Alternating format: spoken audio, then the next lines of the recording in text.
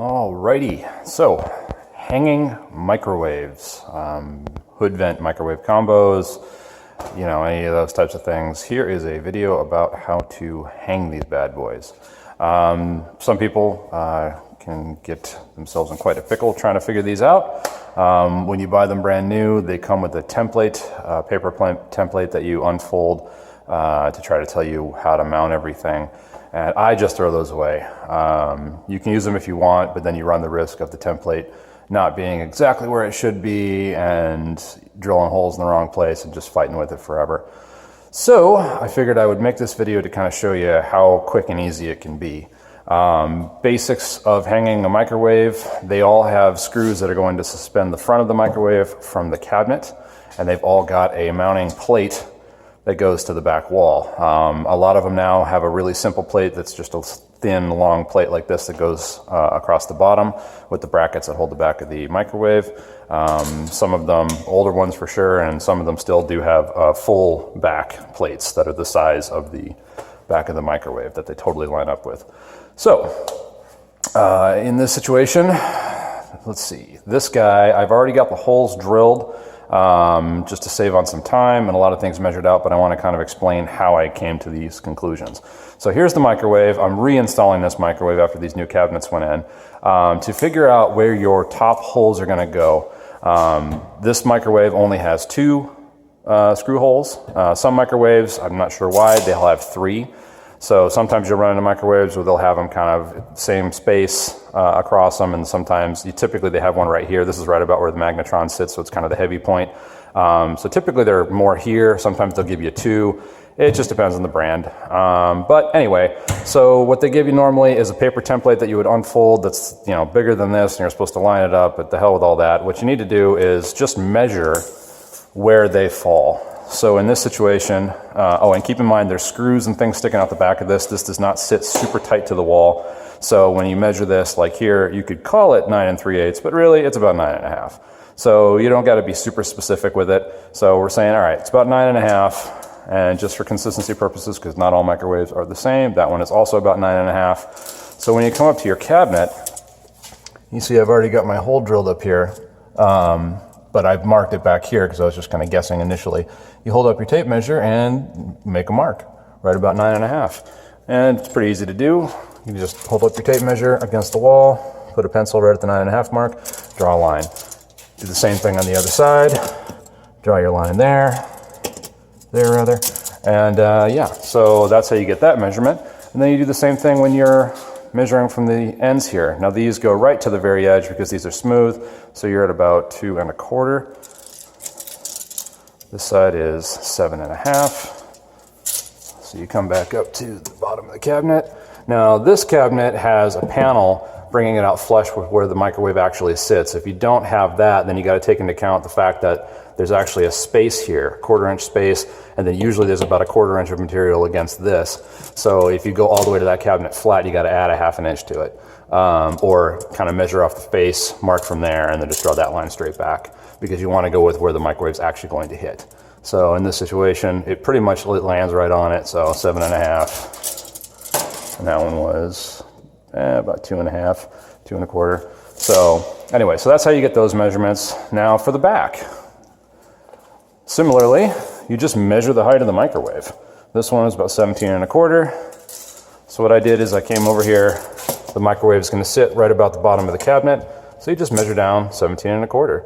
Pretty straightforward. And then when you go to place your plate, you want to figure out if you have any studs. This one always gets tricky. People put in all kinds of screws, toggles, whatever. This cabinet, luckily, we've got our 2 screws that are mounted showing us roughly where the studs were. So I used a level, ran down some mark points for where those studs should be, but I don't trust those 100%. What you want to do is take something, you know, whether it be a screw or a screwdriver or something, or if you got a scratch awl, something you can poke into the drywall and say, okay, so this was the original mark. So I just started putting the screw into the wall, or the screwdriver into the wall, until I didn't hit the stud anymore. And when you do that, then you want to go the other way until you don't hit the stud anymore, and then you know that the stud is between these two holes. So that's the actual center point of the stud. What you don't want to do is you don't want to guess, assume, oh, that's the stud, we're cool. When you're dealing with anything that's got some decent weight to it, microwaves are probably in the realm of 50 pounds or so, you don't want to put a screw in and have it be right on the edge and just kind of skim out and not really be strong and eventually pull loose, because that would be a bad day.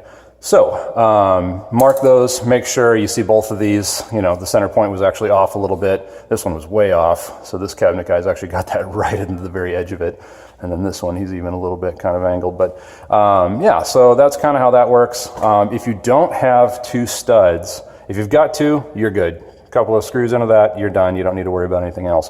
If you only have one, you're still okay. That one will hold the weight, but you want to disperse the plate and keep it flat against the wall. So what I do sometimes, if there's a big span in between them, is just put in a couple of toggles or drywall anchors. In this case, I'm using the kind that screw into the wall and then pop open as the screw goes into them. You don't want to use like the little plastic ones that just poke into a hole. Those ones don't have enough strength. You want one that actually gets stuck in there, expands, and can't come out without tearing the drywall up. So these, I think, are rated for, what, 79 pounds, so that's pretty substantial. You know, theoretically, a handful of those across that plate would be enough to hold the microwave in and of itself, but I personally wouldn't trust it. So anyway, but if you've got one stud, that's enough to hold the weight in the microwave, but you want to keep the plate straight, so you could use those to keep the plate straight elsewhere if you had to. So yeah, there's how you do that. So now let's go ahead and just throw this plate on the wall. I've already got everything lined up, of course. Save time. Oh yeah, one other thing too. I did have a line drawn across here. I just marked out 17 1/4 down from the bottom of the cabinet, put my level up there and marked my line. So that is just for me to follow with this. That. Where's the screws? I'm looking at there. So we'll just put the screws in. When you're putting this plate up, it doesn't have to be perfect. I mean, you want it straight. But when it comes to things like spacing and stuff, it's going to be, because remember, there's a bit of a space. This is about the width of the microwave, so it shows you the microwave is actually going to have roughly 1/4 inch either side of it to this, because there's a little bit of a lip here. So you just kind of, just center it best you can. Make sure it's level, but just keep it kind of split evenly in between the cabinets.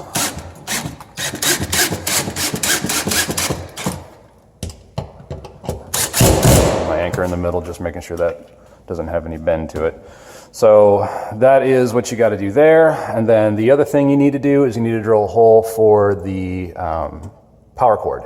Power cord's got a nice big plug on it, so drill like a good 1 1/4, 1.5 inch hole. I used an 1.5 inch hole saw. Just shut that guy out of there. No biggie. You just got to put that in the vicinity of the area. The power cord comes up somewhere around here, and it's long enough that you could drill it in the corner or wherever you please, just as long as it's on that side, and then just reach it up and plug it on in. So without further ado, let's get this microwave hung. Now, keeping in mind that these things are not super heavy, but, you know, kind of hard to handle sometimes. If you can't do it by yourself, don't attempt it, because it's tricky and you don't want to damage anything.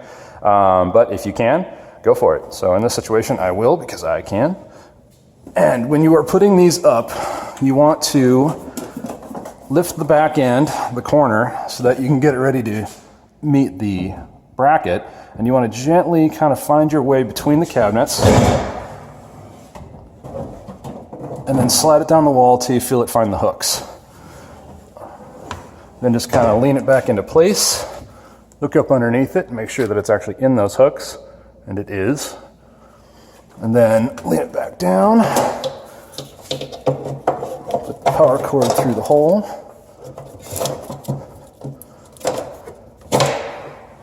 Pull the cord up.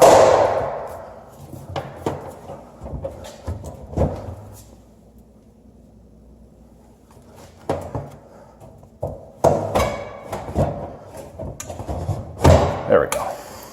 That was weird. It was just kind of binding for a moment. Then you've got these long screws. These are the big heavy screws that mount the microwave. So reach up, find your hole that you drilled. I drilled these 1/2 inch, by the way, to make it easier to find the hole. Make sure you got the microwave all the way back. And then sometimes they come with these big washers, sometimes they don't.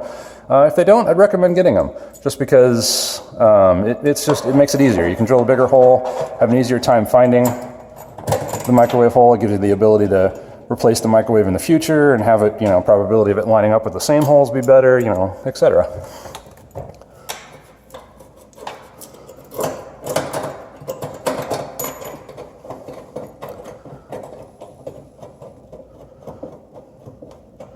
I'll get those guys started.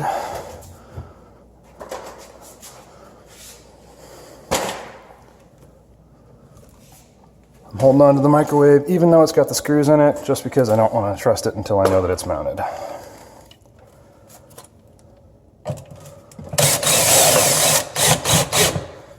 When you're screwing the microwave down, you want to keep screwing it up until the gap is straight.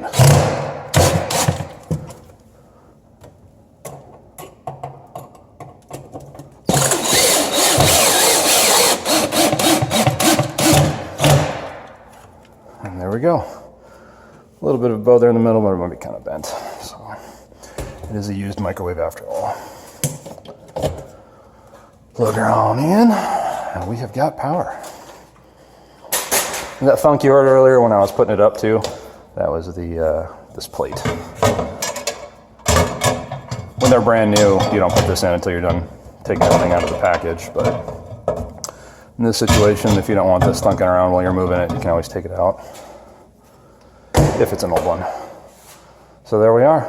That is how you do a microwave. Oh, it looks like the light bulb's dead. Cool. Hopefully this video helped you out, and if it did, please like and subscribe. If you have any questions, drop me a line.